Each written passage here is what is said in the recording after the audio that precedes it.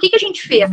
A gente olhou para a cidade, a gente monitorou e criou as chamadas zonas quentes, 7 dias por semana, 24 horas por dia. É possível, olha só, é possível saber em todas as nossas cidades onde e a que horas o crime vai acontecer. Então, tem lógica eu deixar o policiamento acontecendo de forma aleatória na cidade? Não.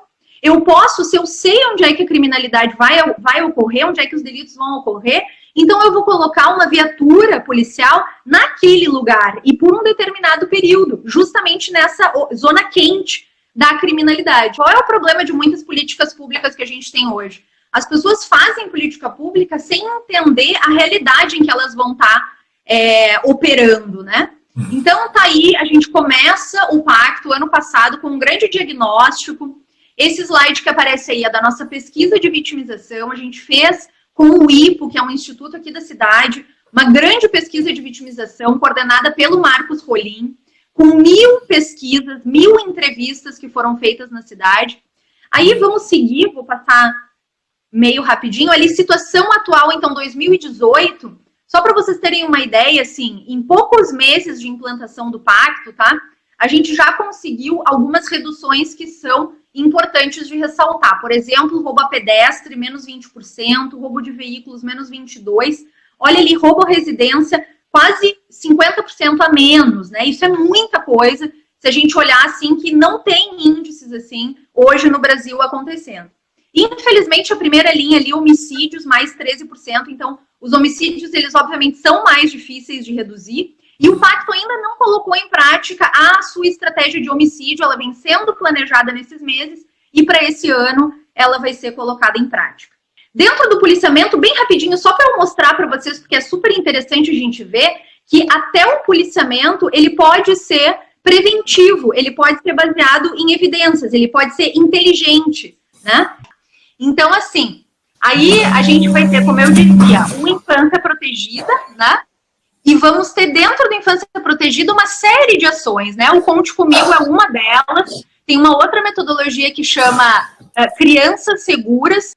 Então, 2 exemplos que são esses. Um tá ali, é o Crianças Seguras. E essa formação vai ser aqui em Pelotas agora, essa semana ainda. E o seguinte, que é o Conte Comigo, esse que eu mostrei o manual para vocês, que a gente está trabalhando hoje, amanhã e quarta-feira aqui em Pelotas, né? E depois, seguindo ali no slide, seguindo na apresentação, a gente vai ver aquele território que está cheio de pontinhos ali. Esse é o Crianças Seguras, que é outra metodologia que a gente vai ter aqui na cidade. Aí, se a gente passar o próximo slide...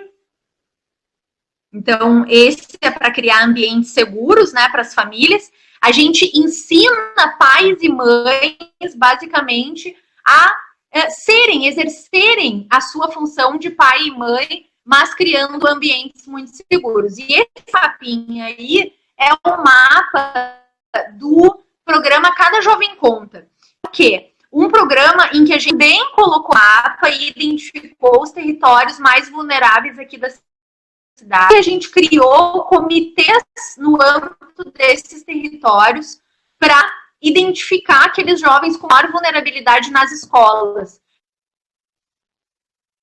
Aí são as reuniões, então, do programa, né? Nessas reuniões é muito bacana porque participa a saúde, a assistência social, são diversas secretarias que participam desse programa. Mais um é esse indicador que eu falei ali de efetividade da rede, alto bacana que deu ali, né? De 64% foi para quase 90% a efetividade do trabalho da rede, isso é muito bacana também. Depois tem uma ficha de exemplo ali de acompanhamento de um desses casos que a gente acompanha. Um slide antes, ali naquela tabelinha, liberadas ali, busca ativa e tal, e as coisas que foram realizadas, essa aí de acompanhamento desse jovem. E nesse último slide que estava ali, é uma ação também muito bacana, que é a construção de uma APAC. A PAC é um centro de reintegração de apenados, tá? No último, esse slide aí. Então, que já existe em São Paulo, em Minas Gerais, e que a gente está trazendo aqui para o Rio Grande do Sul, né? Ela já está iniciando também em Porto Alegre, em Canoas, e agora aqui em Pelotas. E é muito bacana porque de usa autogestão. A gente tem um cálculo, assim, para saber se a gente investe em prevenção, quanto tempo demora para virar isso como segurança? Olha, bem importante essa questão aí do financiamento, né? Porque justamente aqui no estado houve um investimento agora de 15 milhões, uma doação do empresariado e tal. E o que os dados, os estudos sobre retornos econômicos da prevenção nos dizem é que mais ou menos para cada $1 investido, se tem um retorno de $35, né? A gente deixa de gastar $35. Claro, porque se a gente for pensar, na verdade, todos os custos da violência, uma pessoa na UTI, né? Uma pessoa baleada por uma arma de fogo, por exemplo, o custo que isso tem, eu consigo fazer um programa de prevenção para 2.000 crianças, entende? Então, assim, a prevenção, ela é muito mais barata, né? Muito mais barata mesmo. Exatamente, com 10% aí desse investimento que se fez agora em armas e viaturas, a gente conseguiria talvez fazer um programa de prevenção para uma cidade inteira do tamanho de Pelotas, né?